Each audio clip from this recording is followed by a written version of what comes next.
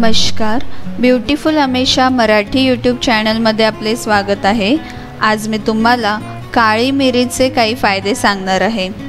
काळी मिरीला आपण एका मसाल्याच्या रूपाने बघतो, पण याचे खूप सारे फायदे आहेत जे आपल्याला माहित नाहीत। तर मग चला पाहूया काळी मिरीचे काय फायदे आहेत ते आणि आपण याचा वापर कसा कराल ते।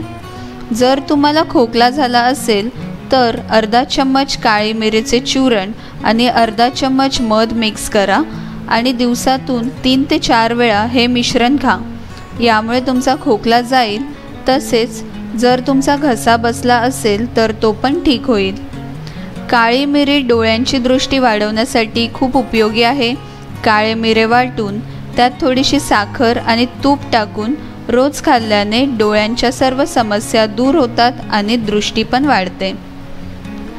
काळे मिरे आपल्या मेंदूच्या विकासासाठी पण उपयोगी आहे। चिमटभर वाटलेल्या काळे मिरीमध्ये थोडासा मध टाकून सकाळ संध्याकाळ हे मिश्रण चाटल्याने टेन्शन, डिप्रेशन इत्यादी समस्या दूर होतात आणि बुद्धी वाढते। ज्यांना भूक लागत नसेल त्यांनी काळे मिरीची पावडर आणि गूळ मिक्स करून खावे, यामुळे भूक लागते। गुडघेदुखीसाठी काळे मिरे एक रामबाण उपाय आहे। जर तुमचे गुडघे दुखत असतील तर तिळाच्या तेलामध्ये काळे मिरीची पावडर टाका, तेल गरम करा, तेल कोमट झाल्यानंतर या तेलाने गुडघ्यांची हळूहळू मॉलिश करा।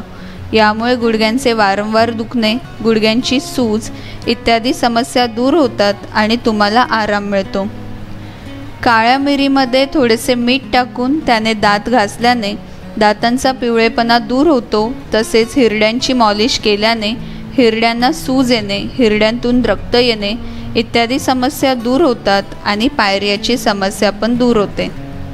काळे मिरे केसांसाठी खूप फायदेशीर आहे। कांद्याच्या रसमध्ये काळे मिरेची पावडर टाका, मिश्रण व्यवस्थित एकत्र करून केसांना लावा। डोक्याची हळूहळू याने मॉलिश करा। अर्ध्या तासाने केस स्वच्छ धुवा। असे आठवड्यातून 2 वेळा करा।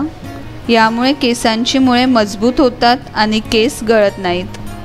अशा प्रकारे काळी मिरीचे खूप सारे फायदे आहेत जे तुम्ही मिळवू शकता।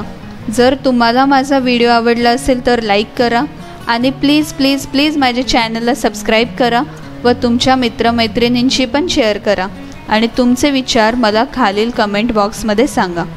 माझा हा व्हिडिओ पाहिल्याबद्दल धन्यवाद। आता आपण पाहणार आहोत पुढचा व्हिडिओ।